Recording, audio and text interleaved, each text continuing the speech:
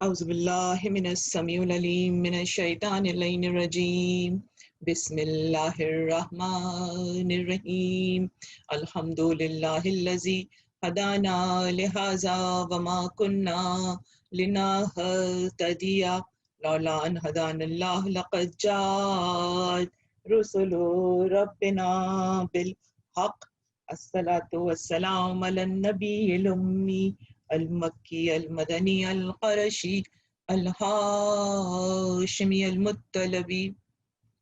الرسول المسدد المصطفى الامجد المحمود الاحمد ابی القاسم محمد صلوات اللہم صلی علی محمد وآل محمد وعجل فرجهم الصلاۃ والسلام علی سید المطہر والامام المظفر والشجاع الغضنفر فی شبیر و شکر غالب علی کل غالب مطلوب کل طالب نقطۃ دائرۃ المطالب امام مشارق والمغارب اسد اللہ الغالب امیر المومنین علی ابن ابی طالب صلوات اللہم صلی علی محمد وآل محمد وعلی وعجل محمد فرجهم الصلاۃ والسلام علی آلہ الطیبین طاہرین المعصومین المظلومین انما یرید اللہ لیذہب عنکم الرجس اہل البیت ویطہرکم تطہیرا صلوات اللہم صلی علی محمد وآل محمد وعجل فرجهم۔ حمد ہے اپنے پروردگار کی، اپنے مالک کی، اپنے آقا کی، اس مالک کی جو یکتا ہے، جو ایک ہے، جس کا کوئی ساتھی نہیں، جس کا کوئی شریک نہیں، کہ وہ وحدہ لا شریک ہے، وہی احد ہے، وہی یکتا ہے، وہی واحد ہے، اور ایسا واحد کہ جس کی کوئی دوئی نہیں، ایسا پروردگار کہ ہر خوبی اس کی ذات میں کمال کے اوپر ہے، اسی نے خلق کیا، اسی نے رزق عطا کیا، اسی نے جینے کا ڈھنگ سکھایا، اسی نے ہدایت بھیجی، اور اس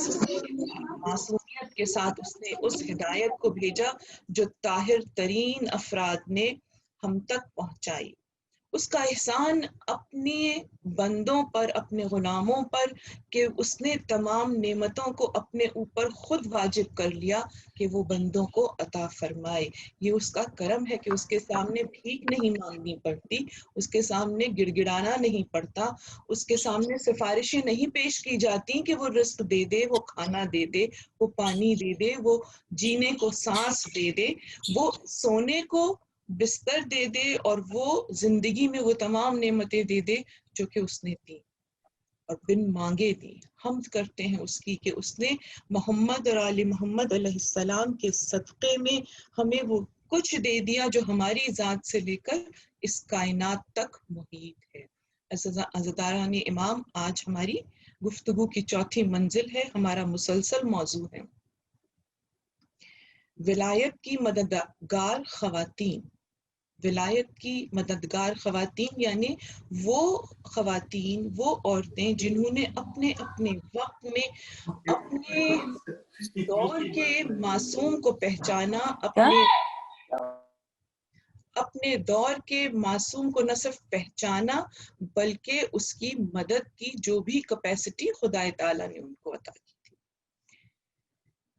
یہ کام بہت اہم اور بہت ضروری ہے۔ خدا کا کام یہاں تک ہے کہ وہ ہادی منتخب کرے، خدا کا کام یہاں تک ہے کہ وہ اپنے ہادی کو معصوم رکھے، معصوم بنائے، اس کی کو علم عطا فرمائے اور اس کو لوگوں کے درمیان میں رکھے، پھر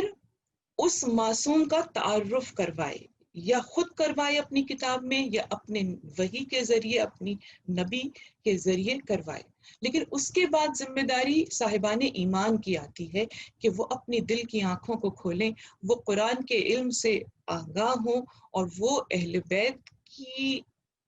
اس سند کو تلاش کرے جو زبان رسول سے عطا ہوئی ہے، تاکہ اپنے وقت کے معصوم تک پہنچ سکیں۔ اگر ہم یہ بھی نہ کرنا چاہیں تو سمجھیے کہ پھر ہم نے خدا کی دی ہوئی صلاحیتوں کا، خصوصاً عقل کا استعمال نہیں کیا۔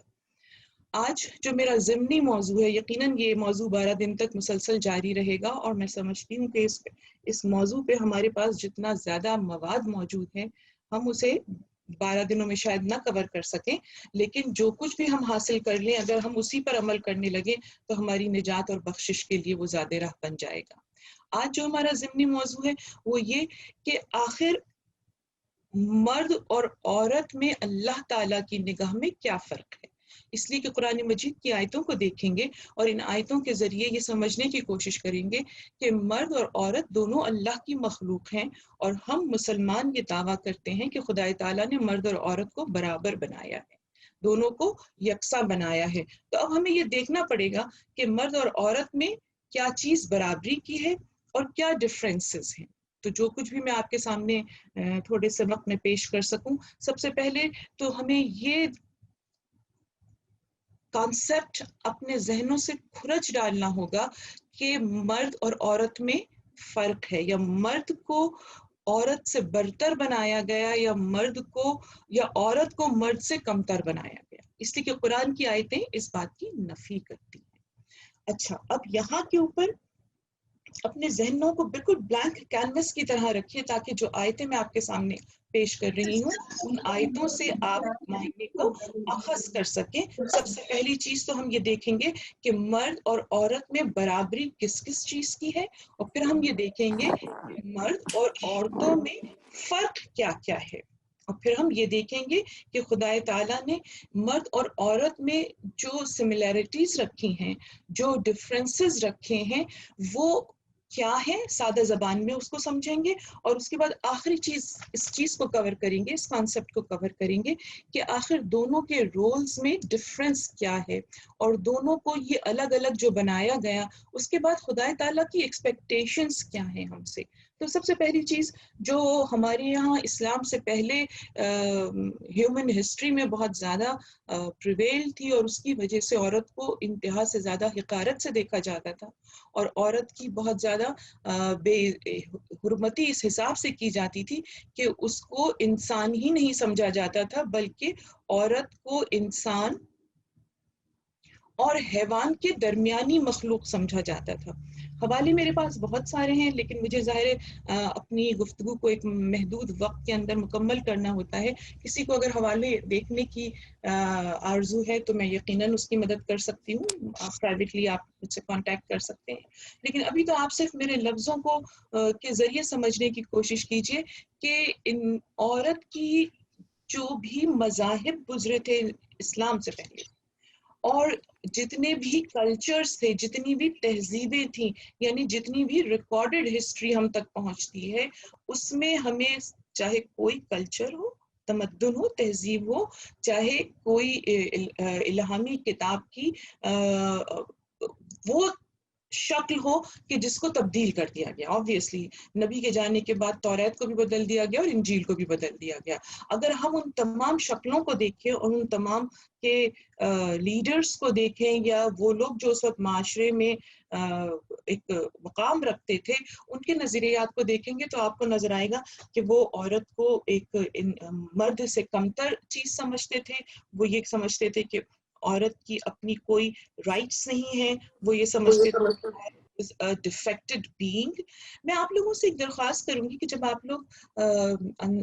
انٹر ہوا کریں تو ایک آپشن آتا ہے کہ اپنے آپ کو میوٹ کر لیں، تو وہ اگر آپ خود کر کے آئیں گے تو بہت آسانی ہو جائے گی، ورنہ obviously پھر مجھے آپ کو میوٹ کرنا پڑے گا۔ تو ہم بات کر رہے تھے کہ گزشتہ تہذیبیں کس طریقے سے عورت کو دیکھتی تھیں۔ کوئی کہتا تھا کہ عورت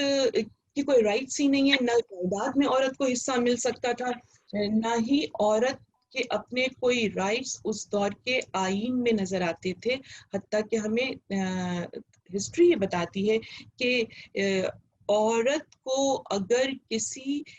قسم کی حاجت ہوتی تھی، ضرورت ہوتی تھی، تو اس کو وہ خود ارن کرنا پڑتی تھی، اس لیے کہ مرد کے اوپر یہ چیز واجب ہی نہیں تھی کہ وہ، نہ ہی وہ obbligated تھا کہ وہ چیز اس کو فراہم کرے۔ اب میری بات ہو سکتا ہے آپ کو بہت سارے بچوں کو نہ سمجھ میں آ رہی ہو، لیکن جس طریقے سے اسلام نے مرد کو obbligated کیا ہے، اس پہ ذمہ داری ڈالی ہے، اب مرد کسی صورت میں ہو لیکن اسے کفیل بنایا ہے، چاہے وہ باپ ہو، چاہے وہ شوہر ہو، چاہے وہ کسی بھی حیثیت سے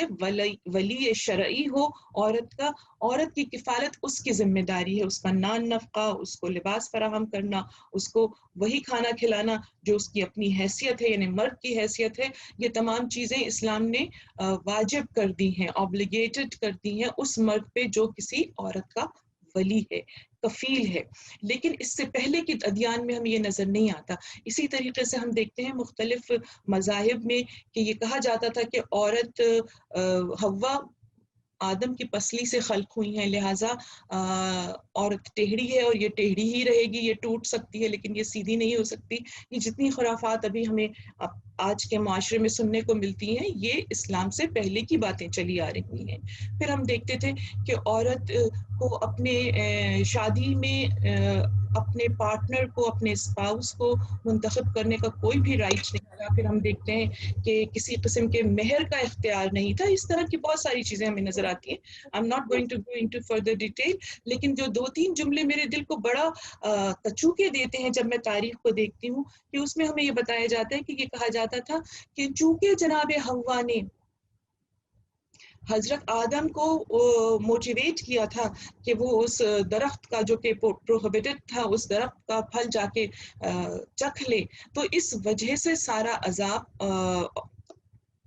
آدم پر آیا اور اس کے بعد تمام تر انسانیت پہ آیا۔ اور یہاں تک مذاہب نے کہا کہ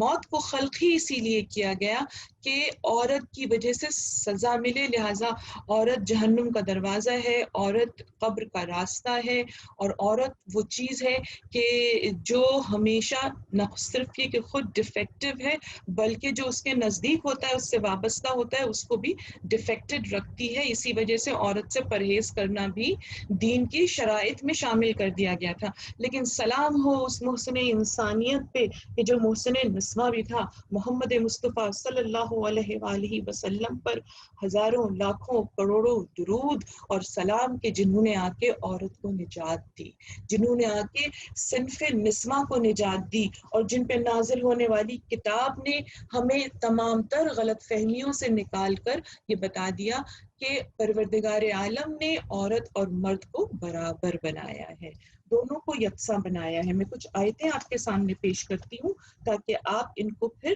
دوبارہ سے بھی ریفر کر سکیں کہ یہ آیتیں بتاتی ہیں کہ مرد اور عورت دونوں ہم پلہ ہیں، دونوں برابر ہیں، دونوں کی تخلیق برابر ہے۔ ایسا نہیں ہے کہ آدم کی پسلی کو نکال کر اور اس ٹیڑھی پسلی سے عورت کو خلق کیا گیا، بلکہ آیت قرآن کہتی ہے، میں آپ کے سامنے سورہ حجرات کی آیت پیش کر رہی ہوں، آیت نمبر 13ویں آیت ہے۔ پروردگار عالم ارشاد فرماتا ہے، انسانوں ہم نے تم کو ایک مرد اور ایک عورت سے پیدا کیا۔ اب ایک مرد اور عورت سے پیدا کیا، کیوں پیدا کیا؟ اس کا ریزن بتایا جا رہا ہے۔ اس کا ریزن یہ بتایا جا رہا ہے، ہم نے تم کو ایک مرد اور ایک عورت سے پیدا کیا، پھر تم میں شاخیں اور قبیلے قرار دیے تاکہ تم آپس میں ایک دوسرے کو پہچان سکو، یعنی ہماری شناخت کے لیے، ہماری آئیڈینٹی کے لیے ہمیں قبیلوں میں، ہمیں شاخوں میں، ہمیں قوموں میں ڈیوائڈ کر دیا گیا۔ اور یہ کیوں کیا گیا؟ اس کا ریزن بھی بتایا جا رہا ہے کہ یہ آئیڈینٹیفیکیشن کس لیے ہے کہ تاکہ تم آپس میں ایک دوسرے کو پہچان سکو، اور اس کے بعد پھر پروردگار عالم جو ایک کانسیپٹ نہیں کہ مرد کو ثواب زیادہ ملتا ہے اور عورت کو جزا کم ملتی ہے، اس آئیڈیالوجی کی نفی فرماتا ہے اور فرماتا ہے بے شک تم میں اللہ کے نزدیک وہی زیادہ محترم ہے جو زیادہ متقی ہے۔ یعنی یہاں سے یہ بات ثابت ہو گئی کہ مرد اور عورت کے اعمال میں کوئی ناپ تول میں فرق نہیں کہ مرد کو زیادہ ثواب ملے گا اور عورتوں کو کم ملے گا، بلکہ فرمایا گیا کہ تم سب تم کو ایک مرد اور عورت سے یعنی آدم اور حوا سے پیدا کیا گیا ہے تمہاری شناخت کے لیے، لیکن تمہارے اعمال جب تولے جائیں گے تو اس وقت یہ دیکھا جائے گا کہ تقوی کس نے زیادہ اختیار کیا ہے۔ اور اس کے بعد یہ آیت کافی طویل ہے، یہ آیت ہمیں بلکہ میں آپ کو اگلی آیت بتاتی ہوں، اور یہ اگلی آیت ہمیں ملتی ہے آل عمران کی 195 آیت، 195 آیت میں پروردگار عالم ارشاد فرماتا ہے کہ ہم کسی عمل کرنے والے کے عمل کو ضائع نہیں کریں گے۔ ارشاد پروردگار ہو رہا ہے، بس اللہ نے ان کی توبہ کو قبول کر لیا کہ میں تم میں سے کسی عمل کرنے والے کے عمل کو ضائع نہیں کروں گا، چاہے وہ مرد ہو یا عورت. اور اس کے بعد further, this is a very long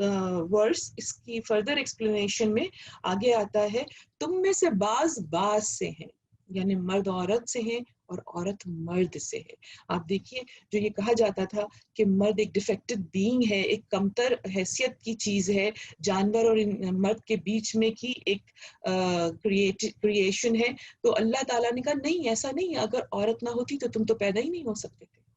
لہٰذا تم میں سے بعض سے ہیں، یعنی اولادیں اپنی ماں سے ہیں، اور پھر ظاہر ہے ان اولادوں میں عورتیں بھی اپنے باپوں سے ہیں. لہٰذا ارشاد ہو رہا ہے کہ تم میں سے کسی عمل کرنے والے کے عمل کو ضائع نہیں کروں گا، چاہے وہ مرد ہو یا عورت. تم میں سے بعض سے ہیں، پس جن لوگوں نے ہجرت کی. اب یہاں سے جو میں تفصیل بیان کروں گی یہ ایگزیکٹلی آپ پلگ ان کر سکتی ہیں حق کے ان امت والوں کو جن کے سربراہ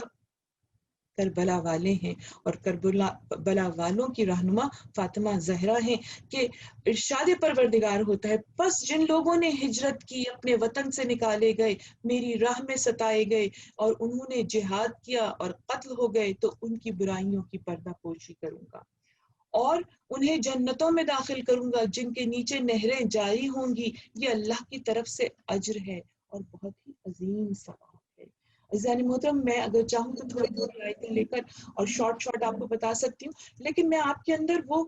شوق پیدا کرنا چاہتی ہوں، اور یقیناً وہ شوق آپ میں موجود ہے کہ آپ قرآن کے حوالے جو مجلسوں میں سنتے ہیں ان کو نوٹ کیا کیجیے اور ان کو جا کے فردر خود اس کا مطالعہ کیا کیجیے، تاکہ آپ کو پتہ چلے پروردگار عالم آپ کو کیا پیغام دے رہا ہے. اسی طریقے سے ایک اور آیت ہے سورہ آراف کی 197 آیت ہے، اور اس میں پروردگار عالم کہتا ہے وہی اللہ ہے جس نے تم سب کو نفس واحد سے پیدا کیا، یعنی ایک انسان سے پیدا کیا، اور پھر اسی سے اس کا جوڑا بنایا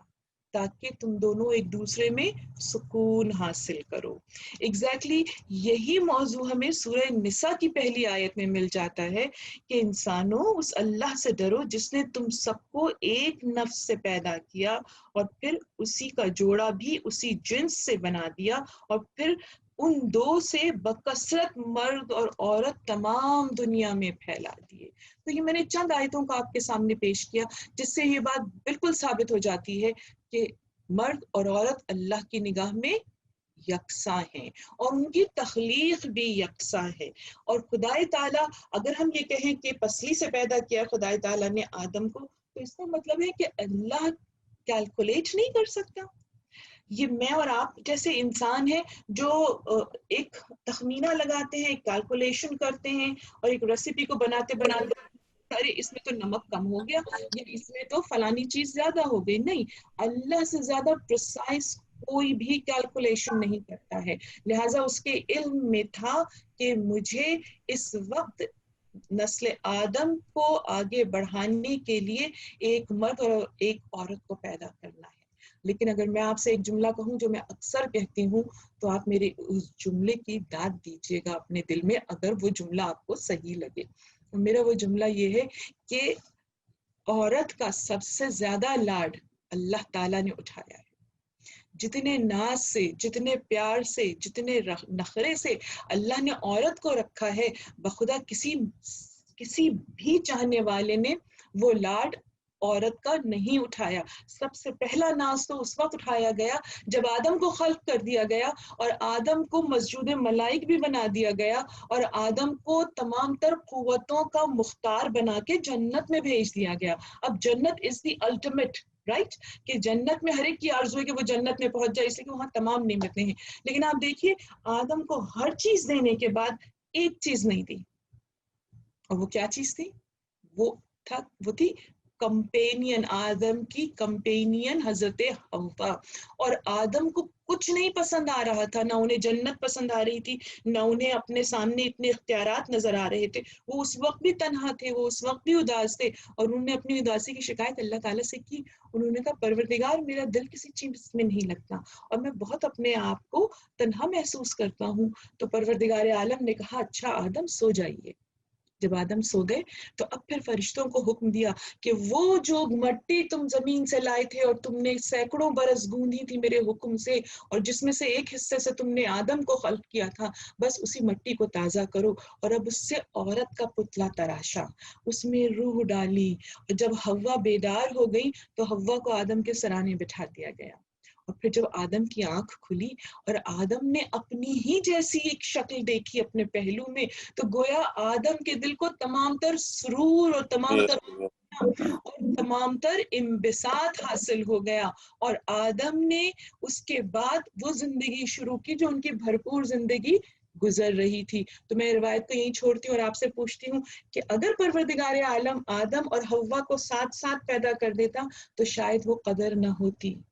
لیکن چونکہ آدم کے دل میں ایک خواہش پیدا کرنا چاہ رہا تھا، تمنا پیدا کرنا چاہ رہا تھا، عورت کی قدر اور وقت ڈالنا چاہ رہا تھا، اس لیے اس نے آدم اور حوا کے دونوں کے پیدائش کے درمیان میں کچھ عرصہ رکھا، اور جب حوا پیدا ہو گئی اور آدم نے خوشی کا اظہار کیا تو اب اللہ نے آدم سے کہا آدم مجھ سے خواستگاری کیجئے، مجھ سے سوال کیجئے کہ میں اسے آپ کے عقد میں دے دوں۔ لہٰذا تب سے مرد کی فطرت میں اللہ تعالیٰ نے اس چیز کو ودیعت کر دیا کہ وہ اپنی ہمسر کے لیے سوال کرے، تمنا کرے، خواہش کرے، اللہ سے ریکویسٹ کرے کہ مجھے ایک شریف اور مجھے ایک صالحہ مومنہ کی کمپینین شپ ملے تاکہ میری زندگی میں لطف اور احسان میں اضافہ ہو سکے۔ درود پڑھ محمد وآل محمد صلی اللہ محمد وآل محمد وعجل فرجہم۔ تو یہ تو میں نے آپ کے سامنے کچھ آیتیں پیش کی تھیں جن میں ہمیں پتہ چلتا ہے کہ عورت برابر ہے مرد کے، لیکن یہاں پر اب یہ غلط فہمی نہ ہو جائے عورت برابر ہیں تو پھر ہمارے درمیان کسی قسم کا بیلنس نہ ہو۔ پروردگار عالم نے بیلنس رکھا۔ سب سے پہلے تو اس سے پہلے کہ میں بیلنس کو ایکسپلین کروں آپ کے سامنے، میں آپ کے سامنے یہ بتاؤں گی کہ عورت کو معاف کیجیے گا، عورت کو اسلام نے کیا رائٹس دیے، اور اس سے پہلے میں اپنی وہ بات مکمل کر لوں جو میں نے آپ سے کہا تھا کہ پچھلے مذاہب یہ کہتے تھے،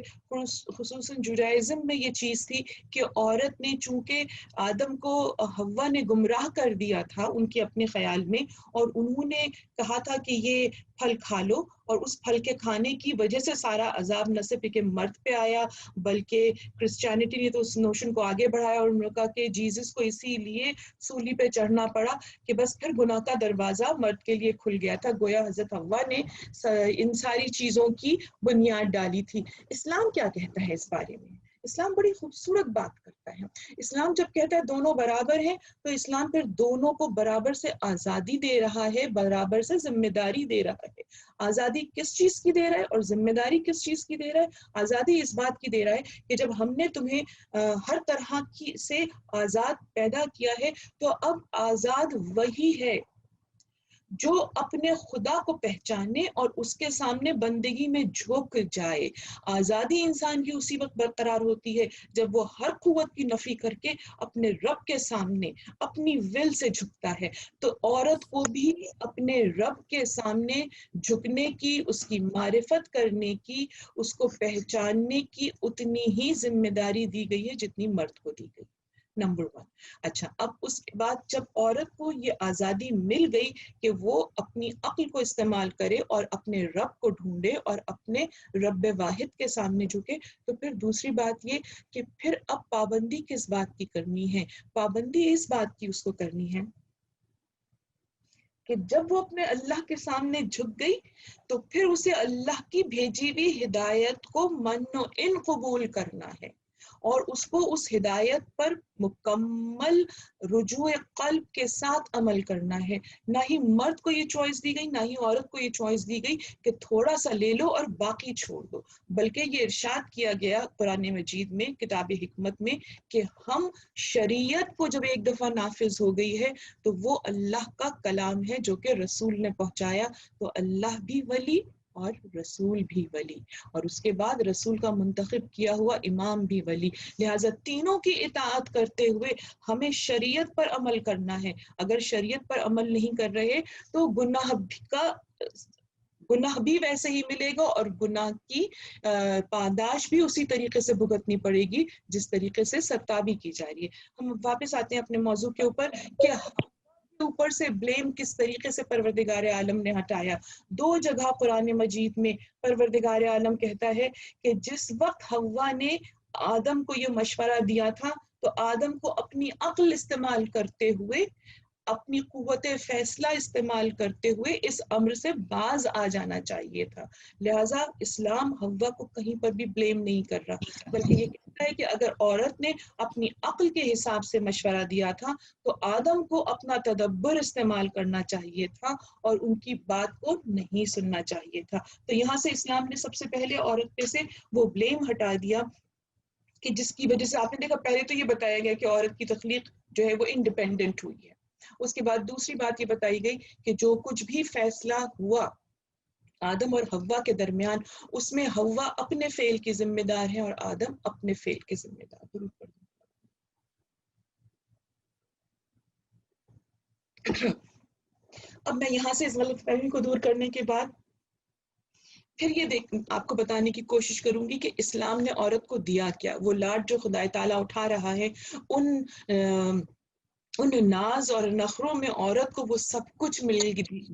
دے دیا اسلام نے پہلے جو آج ویسٹ کی عورت ابھی تک لڑ رہی ہے ان کے لیے. کون سا لگایا میں نے اور وہ بندے ویسٹ کی عورت آج بھی جو آزادی نسواں کا نعرہ لگاتی ہے اگر میں کسی مسلمان عورت کو اس میں کھڑے ہوتے دیکھتی ہوں تو پھر مجھے احساس ہو جاتا ہے کہ یہ بیچاری عورت نہ قرآن پڑھے ہوئے ہے نہ قرآن کو سمجھے ہوئے ہے نہ دین کو جانے ہوئے ہے بلکہ یہ اپنی کم عقلی کی ماری ہوئی عورت بس اس لیے آ کے کھڑی ہو گئی کہ شاید یہ ایسے گھرانے سے تعلق رکھتی ہے شاید یہ ایسے سماج سے تعلق رکھتی ہے جہاں اس کے حقوق سلب کر لیے گئے. اس لیے کہ جو قرآن نے حقوق دے دیے عورت کو اور جو رسول خدا صلی اللہ علیہ وآلہ وسلم نے عورت کو رائٹس دے دیے اب اس کے آگے کوئی رائٹ بچا نہیں ہے کوئی حق بچا نہیں ہے کہ جس کا احتجاج کیا جائے. اسلام نے سب سے پہلے عورتوں کو جو چیزیں دی اس میں سب سے پہلی چیز تو رسپیکٹ ہے آنر ہے کہ عورت کو عزت دی گئی. عورت جسے پیر کی جوتی سمجھا جاتا تھا عورت جسے جہنم کا راستہ سمجھا جاتا تھا عورت جسے بچھو سمجھا جاتا تھا عورت جسے قبر کا راستہ بنایا گیا تھا قبر کا اندھیرا بنایا گیا تھا وہ سارے الزامات ہٹا کے اللہ تعالیٰ کیا فرماتے ہیں؟ اللہ تعالیٰ فرماتے ہیں مرد اور عورت دونوں برابر خلق ہوئے ہیں. ہم نے دونوں کو خلق کیا ہے ہم نے انسان کو شرف عطا کیا ہے ہم نے انسان کو اکرام عطا کیا ہم نے انسان کو حرمت عطا کی. تو جب مرد کو حرمت مل گئی تو عورت کو بھی حرمت مل گئی. اس کے بعد پھر ہم نے یہ دیکھا کہ پروردگار عالم نے یہ چیز بتا دی اس لیے کہ پہلے کے مذاہب میں کیا چیز تھی پہلے کے مذاہب میں یہ چیز تھی کہ عورت اپنے حقوق کی بات نہیں کر سکتی تھی. عورت کلیسا میں یا جو بھی عبادت گاہیں تھیں ان میں شرکت نہیں کر سکتی تھی. عورت کسی مذہبی رائٹ کو لیڈ نہیں کر سکتی تھی حتیٰ کہ عورت مذہبی کتاب کو پڑھ تک نہیں سکتی تھی. اتنی سختی تھی کہ عورتوں کو اجازت نہیں تھی کہ جس طرح سے آپ آزادی سے قرآن مجید اٹھاتی ہیں اور پڑھ لیتی ہیں وہ اس وقت کی ان مذہبی کتابوں کو ڈیوائن بکس کو پڑھنے کی مختار نہیں تھی نہ ہی اس کلام کو اپنی زبان سے ادا کر سکتی تھی. تو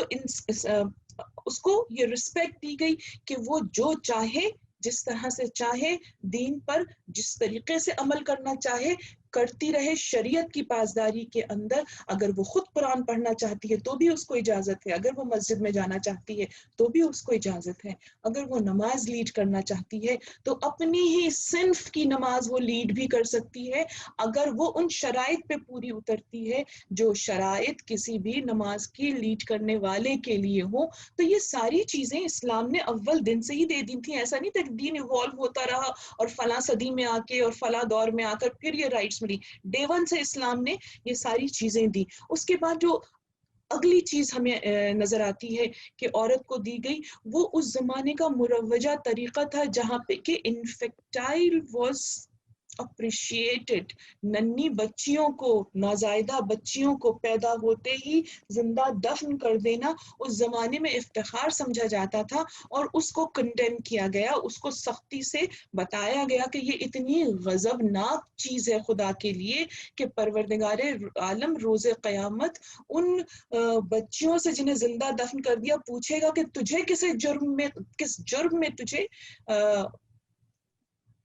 زندہ دفن کر دیا گیا۔ عزیزان محترم، یہ خدا کے غضب کی انتہا ہے، جہاں وہ یہ بتا رہا ہے کہ جو قاتل ہوگا، جو دفن کرنے والا ہوگا، میں اس کو اس قابل ہی نہیں سمجھوں گا کہ اس سے اس کا جرم پوچھوں، اس کی تو میں شکل دیکھے بغیر ہی اسے جہنم واصل کر دوں گا، ہاں اس مظلوم بچی سے ضرور پوچھوں گا کہ تیرے ساتھ اتنی سخت زیادتی کیوں ہوئی۔ اس کے بعد پھر جو نیکسٹ چیز میری لسٹ میں ہے وہ میں نے آپ کے سامنے بتا دی کہ کریشن کے اندر ایکوالٹی ہے، مرد عورت یکساں ہیں۔ میں نے پرسوں آپ کی خدمت میں ایک جملہ عرض کیا تھا، اس جملے کی گہرائی میں اترنے کی کوشش کیجیے گا کہ مرد اور عورت جسمانی طور پر مختلف ضرور ہیں، لیکن روح کا کوئی جینڈر نہیں ہے، روح کی کوئی صنف نہیں ہے، بلکہ روح پروردگار عالم نے اس طریقے سے مجرد رکھی ہے کہ وہ عورت میں بھی اسی طرح جائے گی اور مرد میں بھی اسی طرح جائے گی، اور اسی طریقے سے ان کے جسموں کو چھوڑ دے گی۔ اس کے بعد میں نے آپ کو بتایا کہ ایکوالٹی ان ورشپ، عبادت میں ایکوالٹی دے دی گئی۔ اب عورت بھی نماز پڑھ سکتی ہے، مرد بھی نماز پڑھ سکتے، کوئی فرق نہیں۔ ہاں اس کو کچھ دنوں کا آرام ضرور دیا جاتا ہے جب وہ فزیکلی اپنی اس اسٹیٹ میں ہوتی ہے، مینسٹرل سائیکل میں ہوتی ہے، تو قرآن اس چیز کو، جس کے لیے جوڈائزم یہ کہتا ہے کہ مینسٹرل سائیکل عورت پہ اللہ کا قرض ہے اور لیبر پینز بھی اللہ کا عذاب ہے عورتوں کے اوپر، قرآن اس چیز کو بالکل نگیٹ کرتا ہے، اور قرآن کہتا ہے یہ تو ایک مرض ہے، اور اس مرض میں کیا ہوتا ہے، اور یہ مرض ہے اس میں تم ان کو دور رہو، یعنی ان کو آرام کر دے دو۔ بصورت دیگر اس کے معنی کیا ہوئے کہ اگر کوئی شخص مرض میں مبتلا ہوتا ہے تو اسے آرام کرنے کے لیے سہولت دی جاتی ہے، اس کو فیسیلیٹیٹ کیا جاتا ہے۔ تو اسلام عورت پہ سے ان دنوں میں نماز بھی ہٹا دیتا ہے، روزہ بھی ہٹا دیتا ہے، تاکہ عورت اس وقت آرام کر سکے۔ کیوں؟ اس لیے کہ وہ چیز بیس بنتی ہے نسل انسانی کو آگے بڑھانے کے لیے، اور اسلام عورت کو اتنی رسپیکٹ دیتا ہے کہ وہ کہتے ہیں یہ لیبر پین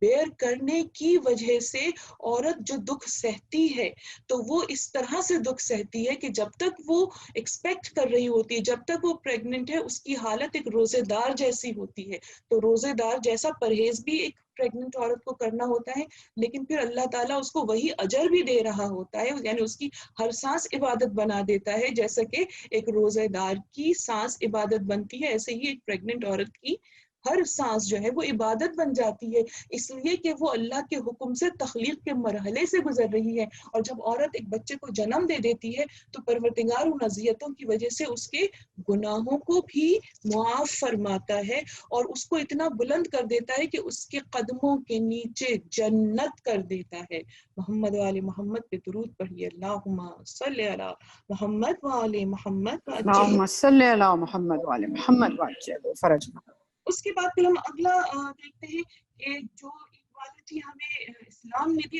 دس از سو بیوٹیفل۔ میں سمجھتی ہوں کہ یہ اتنا خوبصورت انعام پروردگار عالم نے ایک مسلمہ کو دیا ہے کہ اس نے ایجوکیشن رائٹ میں دونوں کو ایکول رکھا ہے۔ علم حاصل کرو چاہے تمہیں چین جانا پڑے۔ رسول اللہ نے کہیں یہ نہیں کہا کہ اے مردوں تم چین بھی جاؤ تو علم حاصل کرنے کے لیے جا سکتے ہو، عورتوں تم لوگ اپنے گھروں میں بیٹھے رہو۔ میں آپ سے پھر وہی جملہ دہراؤں گی، اگر میرے جملے سے اگری کیجئے تو مجھے بتائیے گا کہ کیا واقعتاً میں سچ کہہ رہی ہوں کہ اللہ تعالیٰ نے عورت کے اتنے لاڈ اٹھائے ہیں کہ عورت کے تصور سے بھی باہر ہے۔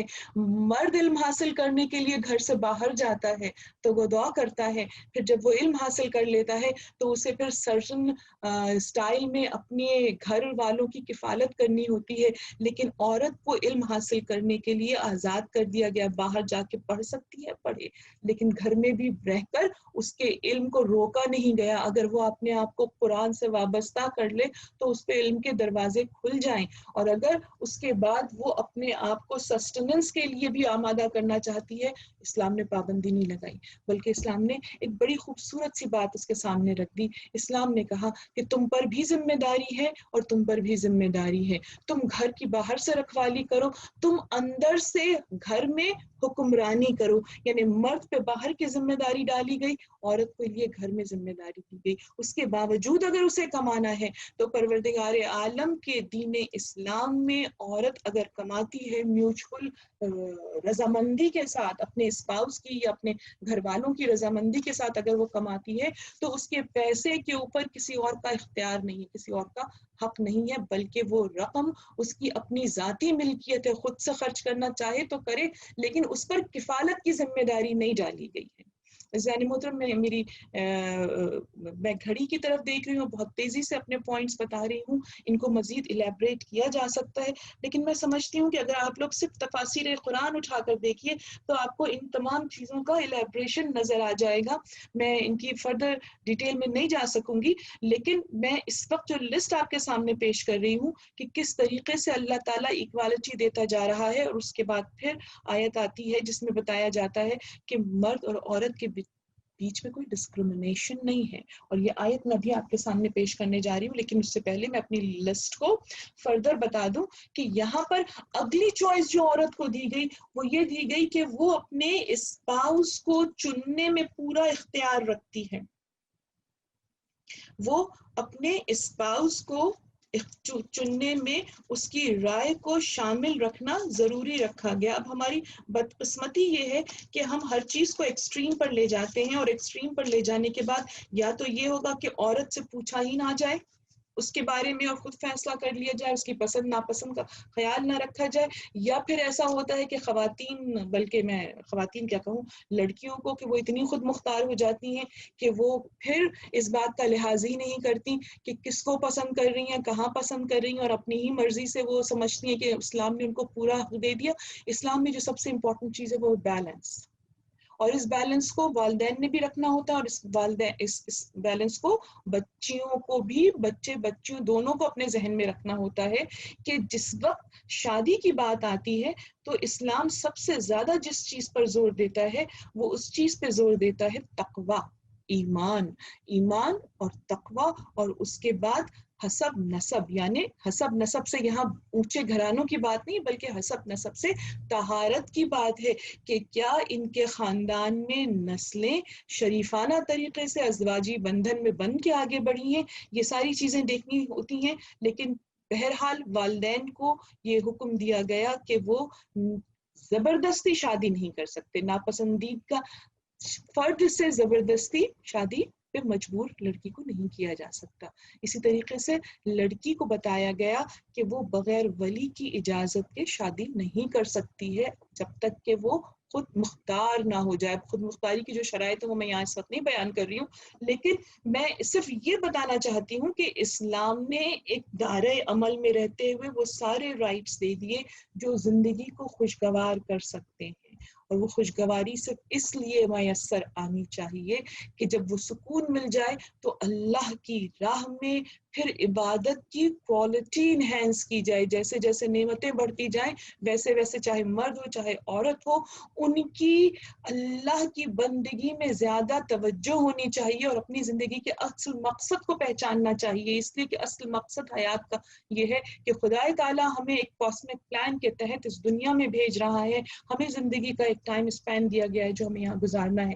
چاہے وہ چند سال ہو، چاہے وہ 60 برس ہو، چاہے وہ 80 برس ہو، چاہے وہ 30 برس ہو، لیکن وہ ہمیں اطاعت الہی میں گزارنا ہے، اور ہمیں ایک ایسے سوشل سسٹم کا ایک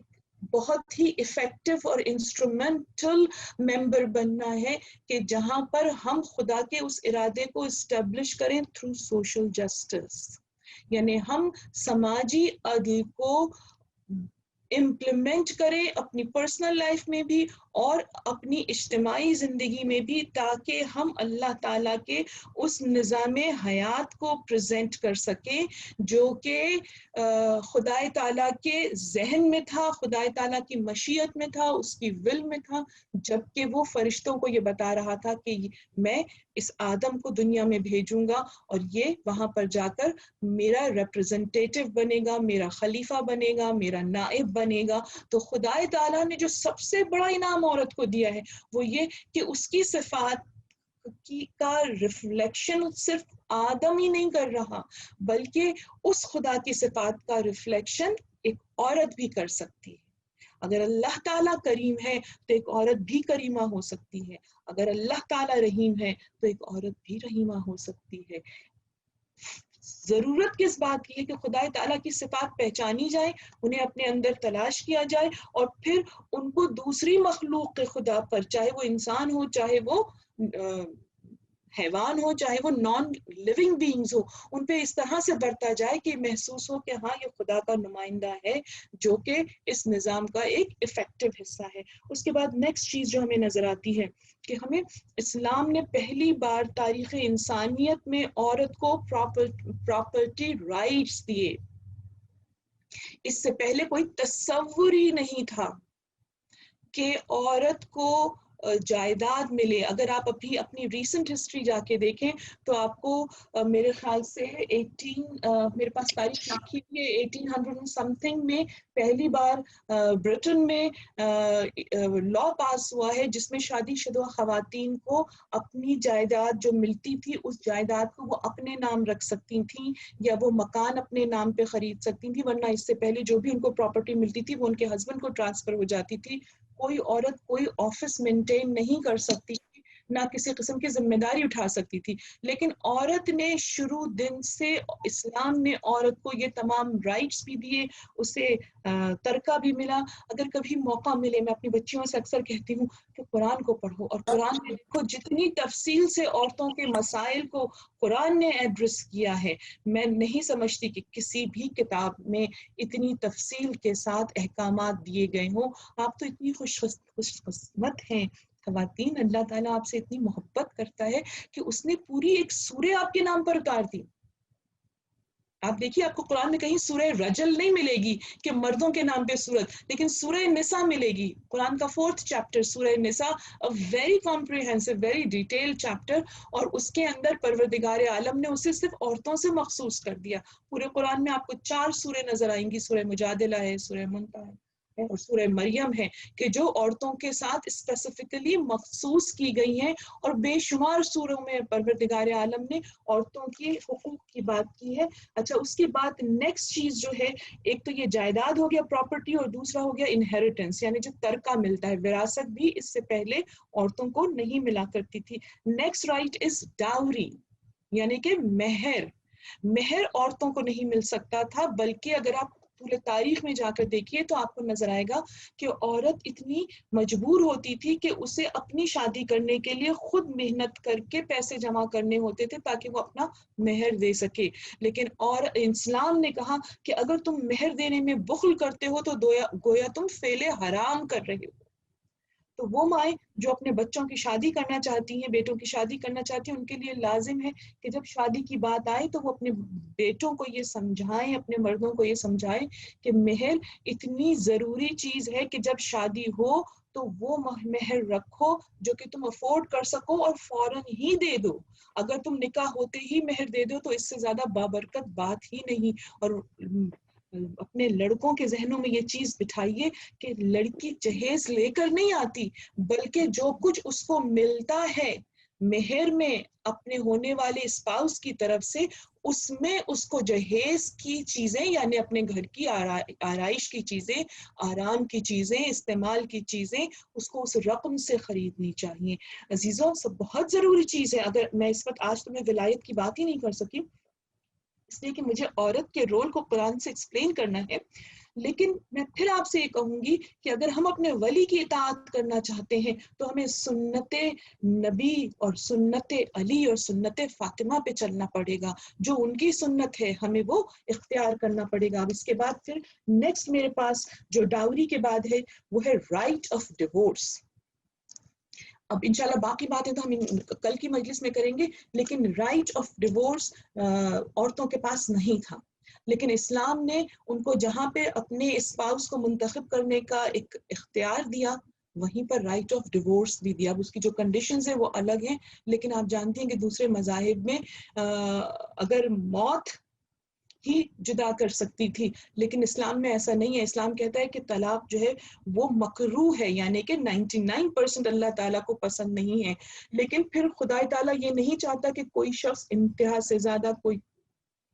عورت یا کوئی مرد اپنی زندگی کو مزربل گزارے. یہ کہا پروردگار عالم نے یہ حقوق دی ہیں عورت کو بھی اور مرد کو بھی کہ جتنی بہترین طریقے سے اپنے رشتے کو نبھا سکو، صبر کر سکو کرو، لیکن اگر اس لمٹ تک پہنچ جاؤ جہاں تمہیں لگے کہ تم نے ہر چیز کو آزما لیا ہے اور اب تمہاری قوت برداشت جواب دے گئی ہے، تو تمہارے پاس ڈیورس کا رائٹ ہے. تو اسلام از اے بیوٹیفل ریلیجن. اسلام کی خوبصورتی کو دیکھیے، اسلام کی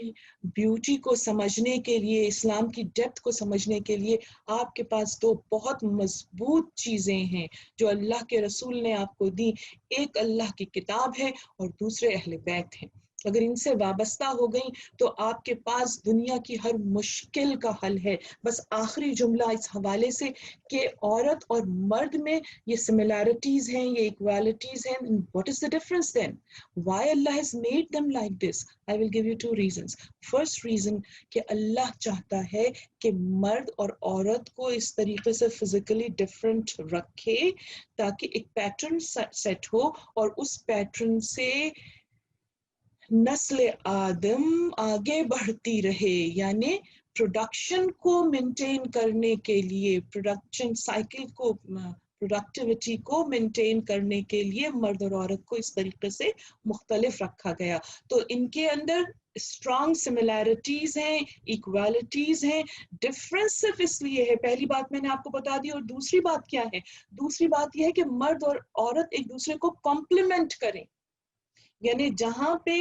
جو چیز ایک نہیں کر پا رہا وہ دوسرا آ کے اس کو وہاں پر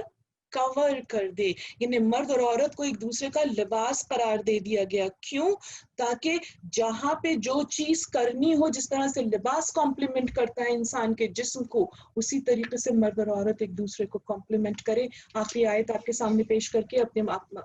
موضوع کو مسائل کی طرف لے کے جاؤں گی. اگر آپ کو آج کا موضوع پسند آ رہا ہے اور آپ کا دل کھنچ رہا ہے اور آپ کا دل چاہ رہا ہے کہ آپ اپنے رب کی بارگاہ میں سجدہ شکر میں گری رہیں اور یہ شکر ادا کریں کہ پروردگار تو نے مجھے کتنے پیار سے پالا، تو نے مجھے کتنے حقوق دیے، تو نے کتنے مرتبے دیے، پھر آپ کا یہ جی چاہے کہ آپ ان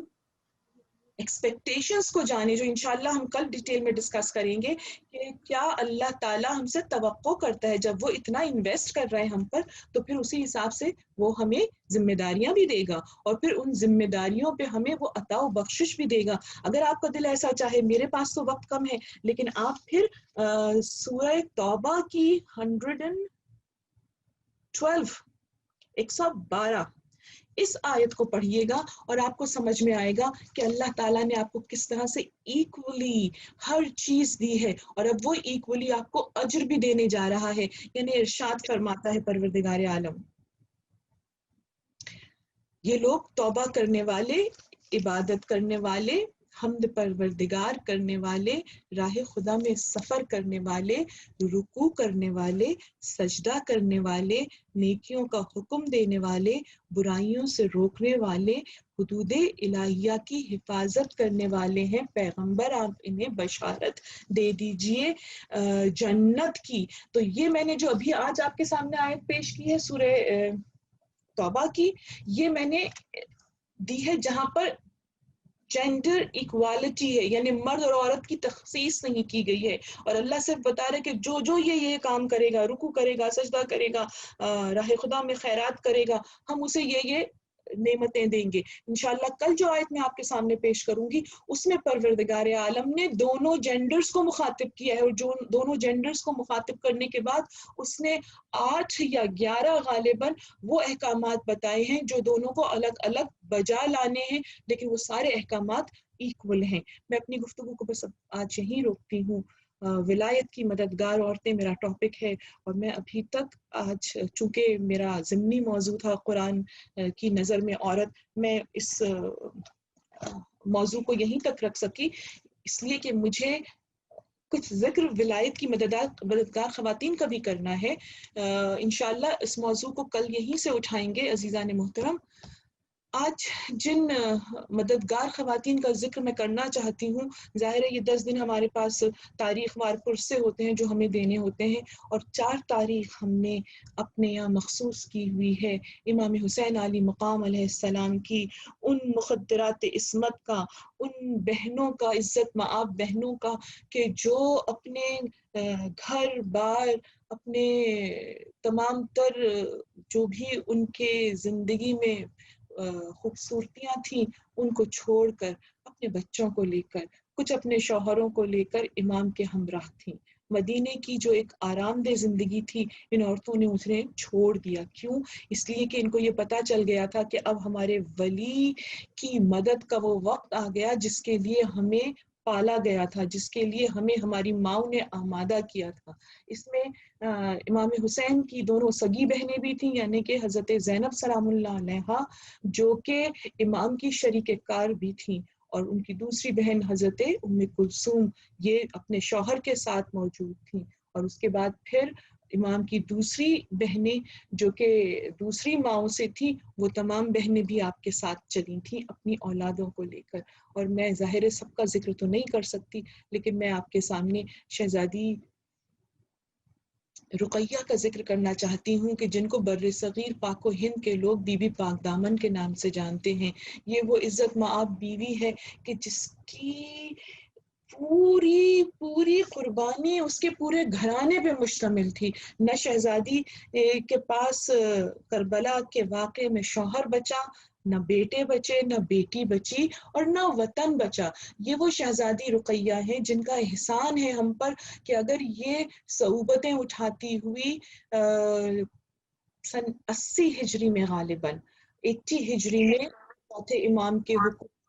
یہ مدینہ سے ترک وطن کر کے ہجرت کر کے عبداللہ شاہ غازی جو کہ امام حسن کے پوتے تھے، امام حسن کے پر پوتے تھے، ان کے ساتھ یہ آئی ہیں، اور ان کے ساتھ 200 خواتین تھیں، اور یہ مکران تک آئی ہیں۔ ان کو ابراہیم بن مالک ارسطر نے اسکارٹ کر کے یہاں پر چھوڑا تھا، مکران کے ساحل پہ اتارا تھا، اور اس کے بعد پھر ان کے ساتھ عبداللہ شاہ غازی تھے۔ ان کے قدموں کی برکت سے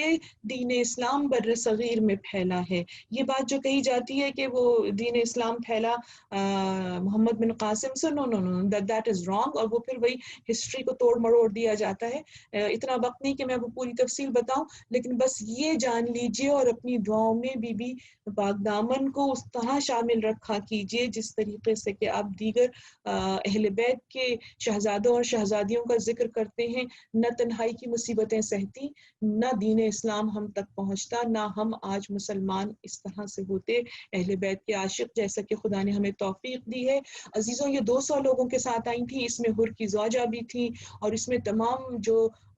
بچے کچے مرد، بچے کچی عورتیں، بیوہ عورتیں اور یتیم بچے تھے جو کہ کربلا کے بعد بڑی مشکل سے سروائیو کر رہے تھے۔ امام زین العابدین کے حکم سے یہ یہاں آ گئی تھی، اور انہوں نے پھر یہاں پر جس طرح سے دین پھیلایا وہ آج تک ہم سنتے بھی آئے ہیں۔ میں اپنے مسائل کو شارٹ رکھنا چاہ رہی ہوں، تو میں آپ کو یہ بتا دوں کہ یہ بیوی وہ ہے کہ جس کی قربانیاں ہر موقع پر اول تھیں، یعنی سب سے پہلے کربلا کا شہید آپ کے شوہر مسلم بن عقیل تھے۔ اس کے بعد جس وقت میدان کربلا میں اصحاب شہید ہو گئے ہیں، اور اصحاب کے بعد باری آئی ہے جوانان آل محمد کی، یعنی کہ اولاد ابو طالب کی، تو سب سے پہلے ان کے بیٹے اٹھے ہیں، اور انہوں نے آ کر امام سے اجازت لی ہے۔ جب امام سے اجازت لی ہے جنگ کی تو امام نے اجازت نہیں دی، امام نے کہا کہ اے میرے بہن کے عزیز بچوں، تم اپنی ماں کو لو اور کسی سمت نکل جاؤ، اس لیے کہ میں نہیں چاہتا کہ تمہاری ماں اب بیوہ ہونے کے بعد اپنے بیٹوں کو بھی کھو دے۔ لیکن بیٹوں نے کتنا خوبصورت جواب دیا۔ امام نے جب کہا نا تمہارے لیے تمہارے باپ مسلم کی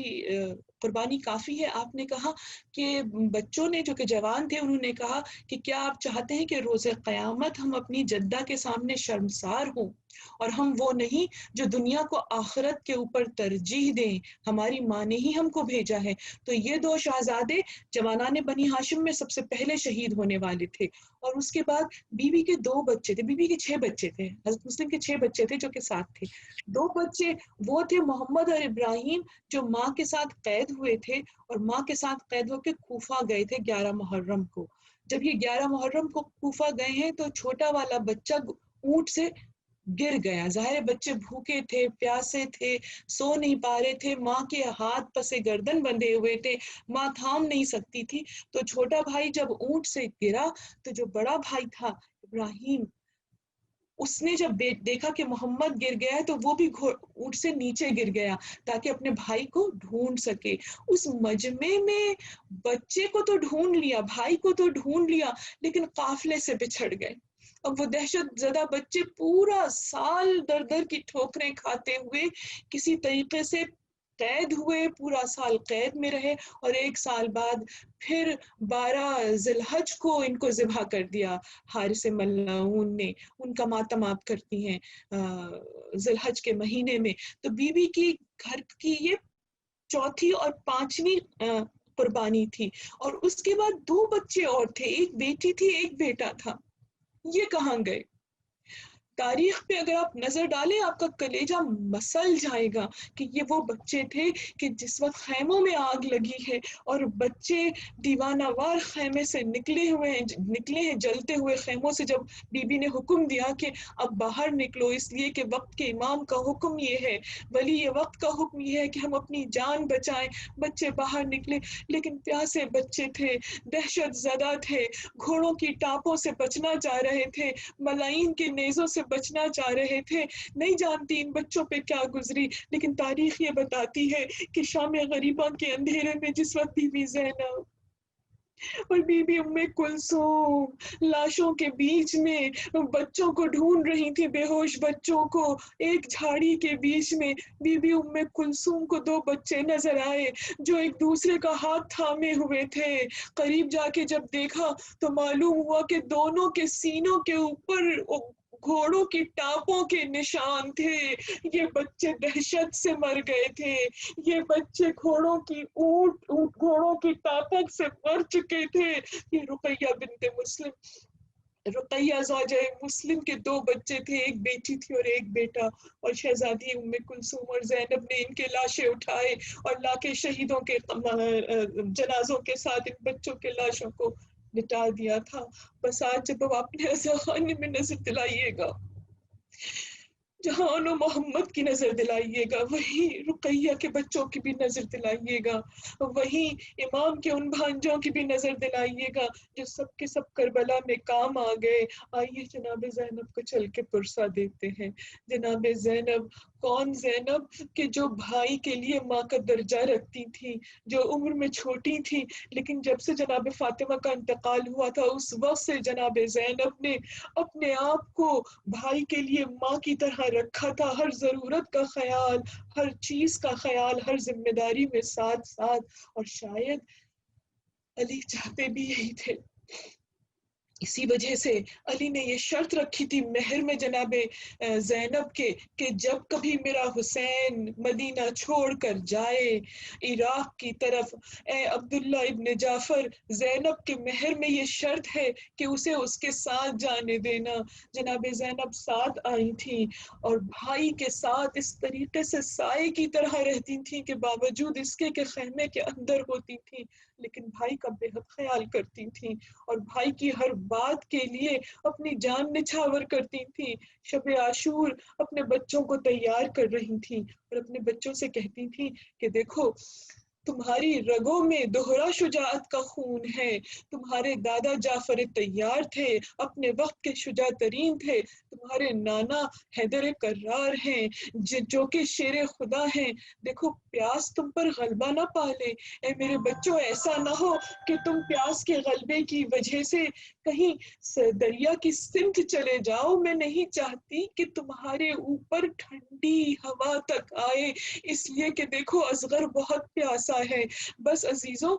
میں محمد اور اون کی جس شجاعت کا ذکر آپ کے سامنے مختصر سے مصائب میں کرنا چاہتی ہوں، اگر آپ پوری تاریخ کربلا پڑھ لیجئے تو آپ کو یہ شجاعت کسی اور کے درمیان میں نظر نہیں آئے گی. کسی اور نے وہ شجاعت کی ہی نہیں جو شجاعت اس زیرکی کے ساتھ، اس جذبہ جہاد کے ساتھ مل گئی تھی جو محمد نے کی. آپ نے کیا کیا؟ آپ دونوں بھائیوں نے آپس میں یہ بات ڈیسائیڈ کی اور کہا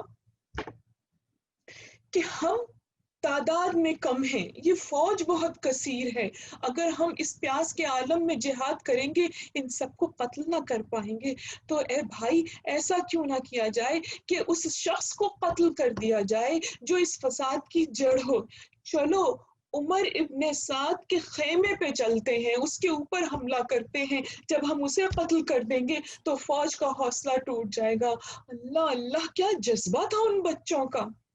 کیا جذبہ جہاد تھا، کیا ذہانت تھی ان بچوں کی. اب فیصلہ تو کر لیا، لیکن ذرا چشم تصور سے دیکھیے گا. زینب کو پرسہ دینے جا رہی نا، اپنی آنکھوں کو بند کیجیے، میدان کربلا میں چلیے. میدان کربلا میں اب کوئی نئی بات نہیں ہے آپ کے لیے. اگر آپ یہ سوچنا چاہیں کہ خیمے کہاں تھے، فوج حسینی کہاں تھی، مقتل کتنا طویل تھا، اور مقتل کے دوسری طرف جو فوج یزید تھی اگر اس کی کم از کم تعداد بھی لے لے تو 30,000 ہے، تو وہ 30,000 فوج جب اپنے صفوں میں ہوگی تو پھر عمر سعد کا خیمہ کہاں تھا. اگر آپ نقشہ کربلا کا دیکھیں جو کہ بڑا عام ملتا ہے تو اس میں آپ دیکھیے گا کہ تمام فوجیں جب ختم ہو جاتی ہیں تو پھر نہر القمہ پڑتی ہے، اور نہر القمہ کے دوسری پار عمر ابن سعد کا خیمہ تھا، اور وہ ملعون اس خیمے کے اندر محافظوں کے بیچ میں بیٹھا ہوا تھا. جب ان بچوں نے اور محمد نے ڈیسائیڈ کیا کہ ہم جا کے عمر ابن سعد کو قتل کرتے ہیں، تو عزیزوں انہوں نے وہی جہاد کیا جو جہاد عباس نے کیا تھا. عباس کا جہاد کیا تھا، عباس فوجوں کے دستوں کے بیچ میں سے گھستے ہوئے گئے تھے تاکہ نہر تک پہنچ سکیں. تو اب یہ دونوں شہزادے بھی فوجوں کے دستوں کے بیچ میں سے گزرتے ہوئے گئے ہیں تاکہ نہر القمہ کو عبور کرے، اور نہر القمہ کو عبور کر کے عمر سعد کے خیمے کے سامنے جا سکے. بس عزیزوں میں نے تو جملہ کہہ دیا، اب تصور کرو کتنے نیزے پڑے ہوں گے، کتنے تیر لگے ہوں گے، کتنی تلواروں کے زخم کھائے ہوں گے ان شہزادوں نے. حسین بلندی سے اپنے بھانجوں کا جہاد دیکھ رہے ہیں، عباس آشش کر رہے ہیں، بچے تیر کھاتے ہوئے، نیزے کھاتے ہوئے، تلواروں سے بھیڑتے ہوئے، قاتلوں کے بیچ میں سے گزرتے ہوئے، بس گزرتے چلے جا رہے ہیں یہاں تک کہ شام کے لشکر کو چیر دیا. جب وہاں پہنچے عمر ابن سعد کے درمیان کے سامنے، اس کے خیمے کے درمیان پہنچے، سامنے پہنچ کے للکارتے ہیں، کہتے ہیں عمر ابن سعد تو باہر نکل، ان شہزادوں کا اگر آپ رجز پڑھیں تو آپ حیران رہ جائیں گی. کہتے ہیں کہ ہم علی کے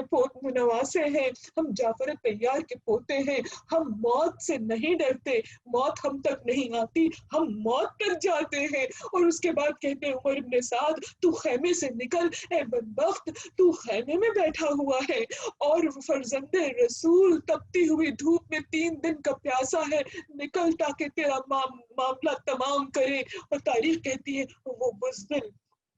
باہر نکل کے نہیں آیا. ان جوانوں میں اتنا جوش شجاعت تھا کہ اس کی ہمت نہیں پڑی، جبکہ وہ کوئی کمزور آدمی نہیں، بہت بہادر آدمی تھا، لیکن اس کی ساری بہادری ان بچوں کے سامنے اس طرح سے ختم ہوئی کہ خیمے سے نکلے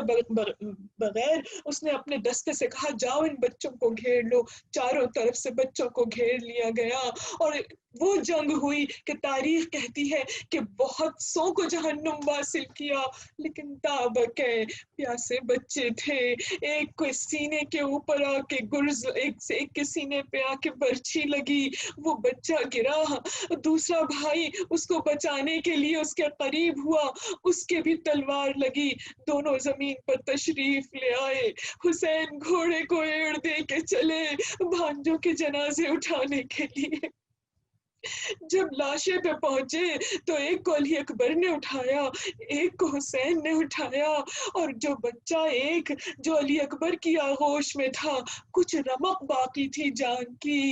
علی اکبر نے کان قریب کیا، دیکھا لب ہل رہے ہیں، بچہ کہتا ہے اے بھیا میری ماں کو کہیے گا، میری ماں سے کہیے گا کہ ہم پانی کے پاس اس لیے نہیں آئے تھے کہ ٹھنڈی ہوا کے قریب آئے، بلکہ ہم عمر ابن زیاد ملعون کو، عمر ابن سعد کو قتل کرنے کے ارادے سے آئے تھے، ہمارا دودھ بخش دے مادر گرامی۔ بس عزیزوں، لاشیں لا کے جس وقت حسین نے خیمے میں رکھے، ایک بار مولا نے کہا ان کی ماں کو بلا لو تاکہ بچوں کو دیکھ لے۔ عزیزوں، لوگوں نے دیکھا رونے والوں کے درمیان زینب نہیں، جو ڈھونڈا گیا تو دیکھا کہ قبلہ رخ سجدے میں گری ہوئی ہے۔ اے پالنے والے، مجھ نادار کی قربانی قبول کر لے،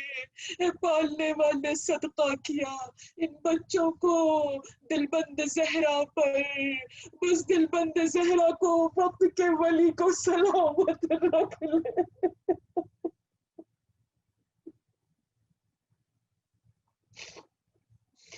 بی بی زینب آپ کو آپ کے شہزادوں کا پرسہ، بی بی رقیہ آپ کو آپ کے شہزادوں کا پرسہ، بی بی ام کلثوم آپ کو آپ کے شوہر کا پرسہ، امام حسین آپ کو آپ کی سپاہ قلیل کا پرسہ۔ اے امام وقت ہمارے پرسے کو قبول کیجئے۔ جتنی مومنات اس وقت یہاں مجلس میں موجود ہیں اور اس کوریئرز پہ جہاں جہاں مجلس حسین ہو رہی ہے،